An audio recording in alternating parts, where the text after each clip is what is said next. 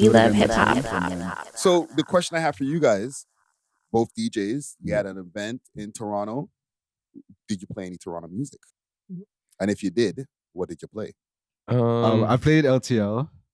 Okay, all right. That's so a safe one right there. Yeah, I think that counts. All right. Hottest in the city, pretty much. I don't think I played any Toronto music in my set. And you played a 2000 set. Yeah, if it, like maybe like a Drake feature or something, like an old Drake track, but like even then, yeah, nothing like Toronto street music or anything. I had a Toronto artist perform, if that counts. Okay. Oh okay. yeah, you did. Oh man, that was interesting. Yeah. Okay. Why not? Shout out to him. And I'm not trying to get at you guys, but I'm just trying to get in the mindset of like, as DJs, you're trying to make sure that you keep the dance floor going, right? If you wanted to, like, what could you do to make sure that there's no like difference in the way that the dance floor is moving? A Toronto song, like, would I call this a local Toronto song? It's not really a local Toronto song, but this is not like a super, super international blah, blah, blah. This is a Toronto artist. Yeah. That always works for me as a dancehall DJ is Roy Woods, Go on Big Up Yourself. That song, especially to like get the girl to start moving, like to warm it up a little bit. Like that's one of my go-tos for sure. And like Popcorn has a remix on it as well. So when you run those two together, instantly okay, the waistline gets activated and stuff, then you could go.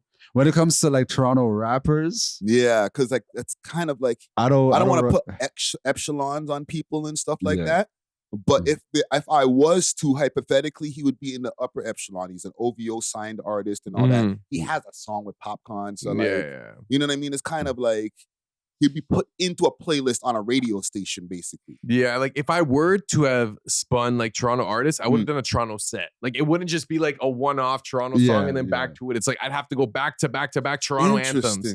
If I were to take that route, I also think that the audience that was there was more there for like hip hop and dancehall. Like not necessarily like it wasn't, I don't want to say like a street like audience, but it was like, you know what I'm saying? There were a lot of shorties too. I feel like it might have scared them a little bit. No, but you guys don't really think about this like as a, like it's interesting, fam. Like you guys really have to think about not putting like the Toronto stuff in the mix, because why not just play one song and then just get back to whatever? Like it's not going to work.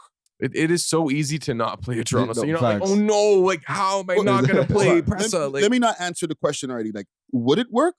Or you just choose not to? I think you would have to do like at least three to five songs in a row of Toronto songs. That's weird to me. It would have to be like a niche set. So then we haven't really gotten to where we need to be as far as the rap scene, where like you could just integrate it into any mix and it's not like off-putting, like, okay, I need to spotlight this and do a mix. It should be able to just throw a Pressa in there or throw the Smiley song. Can you guys still maybe over the top and nobody, and then go back to another like? Yeah, definitely. Canada Goose. Yeah.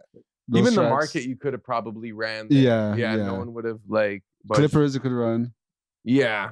But I think back in the day, you could incorporate the Toronto music with like, I don't know, like ASAP Ferg after, or like No Limit, or like you could with like major rap songs. It wasn't happening that much back then neither. You would probably have to play a set back then neither. That's what I'm saying. Like 10 years later, it's still happening. I think it was just my audience, you know, because like my audience is really the street audience.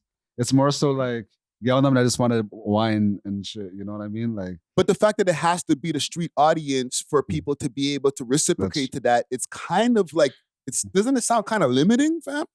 Because the music is limiting, you know? The music itself is, but I guarantee you that if we ran like a set and you built up to like a Grizzly de Blanco, like people would have been going crazy. Yeah, definitely. You can't just like run it randomly and get back to it. Like you'd have to build up to it, I feel. That's I don't know. I don't want to call it weird. I think it's interesting to me. Yeah. We need to like maybe examine that on another day where we're like we can like really flush this out.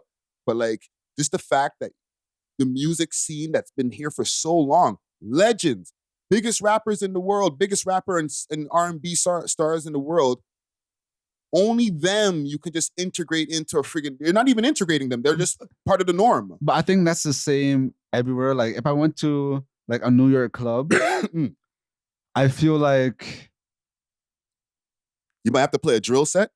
Yeah, if they're gonna play like the local rappers, they would have to do like a Joe set. You know what I mean? Yeah. And then, if not, then like if they're playing New York rappers, then they're gonna play like the Jay-Z's, The major or like ones. or like the Fabio Four, and kind of like how I mentioned Roy Woods. Yeah, but I don't even think that that's part of like if you're playing Jay-Z, like unless like you're in a club where it's not like. Yeah, but it's not a New York set, but it's kind of like if you play Drake, it's not like a Toronto set. Exactly. You know? They have way more of those in New York that you don't have to make a set. You're just playing a Cardi B song, or you're just playing whoever from New York. Than Toronto, fam. Like you literally have to like spotlight it for the crowd to be able to digest it, fam. That's kind of like interesting. That's the only word I can think for it right now, fam. Because any other word I feel like would be offensive. You know what I'm saying? Do you think we could do like hypothetically, like a Toronto only night, like just only play Toronto music? Interesting. We could, but I don't know. Would we have like 4 hours worth of like good Toronto music? That's the thing. Like, I don't think you'd have to go through like every generation. Like you'd end up running like Chaos and like Cardinal Official. Then we could do like a kind of like a generational kind of like sequence where it's like you start with the old Toronto stuff, you get into the prime, then like kind of get to the newer stuff. But I don't think it could last 4 hours. I think it'd have to be like a 1 hour like YouTube video type shit. Yeah, and you wouldn't have that crazy. The dance hall segment wouldn't be like, it would be mostly hip hop. Like, yeah, because there are dancehall artists like Isis. There's reggae artists like Blessed. There's Lindo P, who's a legend. You know. Yeah. If you want, you can incorporate. I mean, I know Sean Paul's not from here, but like a lot of. He grew up in Scarborough a little bit. And he recorded a lot of his stuff here, his early stuff, right? Yeah, and you can incorporate the collaborations that he's done with people from here. Maybe you could then. I don't know. I think that'd be a cool idea. I think that'd be a boring party. So like we said, only Toronto. If you ain't trying to hear Toronto, get the F out of here. Bare footsteps. Let us know in the comments below, okay? If like if that could even happen, a whole Toronto night, just only Toronto music. And if you guys have an issue with like, because you guys, it's not you guys personally. All DJs I know, and bare DJs, old school and new school, like to just run Toronto music in the mix of everything else, it's kind of just not that, it's not that easy.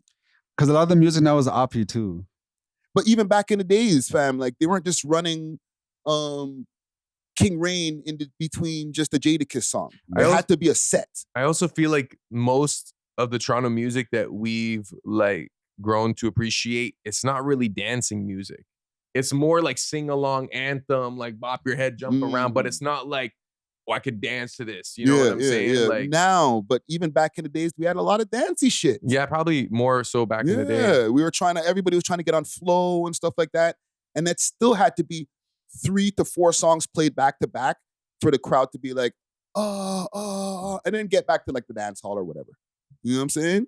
That needs to change at some point for us to really be like, we made it. You know what I'm saying? Yeah. But We thanks love for hip-hop. watching. If you enjoyed this video, please make sure to check out these other videos on the screen and make sure to like and subscribe. We love hip hop.